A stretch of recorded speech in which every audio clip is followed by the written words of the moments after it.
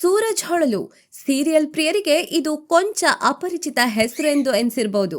ಯಾಕಂತೀರಾ? ಕಿರುತೆರೆಯಲ್ಲಿ ಅವರು ಗೌರವಾಗಿ ಮುತ್ತು ಮಾವನಾಗಿ ಫೇಮಸ್ ಆದ ಹ್ಯಾಂಡ್ಸಮ್ ಹುಡುಗ. ಅರೆ, ಮುತ್ತು ಮಾವನ ಗೌರವ ಎಂದು ಕೇಳುವವರಿಗೇನು ಕಡಿಮೆ ಇಲ್ಲ.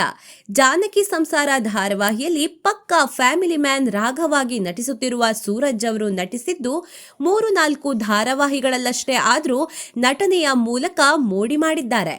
ಕುಲವಧು ಮೂಲಕ ಕಿರುತೆರೆಗೆ ಲಗ್ಗೆ ಇಟ್ಟ ಈತ ಮುಂದೆ ಯಾರೇ ನೀ ಮೋಹಿನಿಯ ಮುತ್ತುಮಾವನಾಗಿ ಕಿರುತೆರೆಯಲ್ಲಿ ಮನೆ ಮಾತಾದ್ರು. ನಂತರ ಸೀದಾ ತಮಿಳು ಕಿರುತೆರೆಗೆ ಹಾರಿದ ಸೂರಜ್ ತಮಿಳಿನ ಚಿಟ್ಟಿ ತಲ್ಲಿಯಲ್ಲಿ ನಾಯಕನಾಗಿ ಕಮಾಲ್ ಮಾಡಿದ್ರು.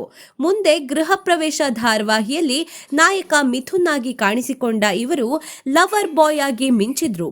ಜೊತೆಗೆ ನಾಯಕಿಯ ಮನಸ್ಸು ಮಾತ್ರವಲ್ಲದೆ ಹದಿಹರೆಯದ ಹುಡುಗಿಯರ ಮನಸ್ಸನ್ನು ಕದ್ರು.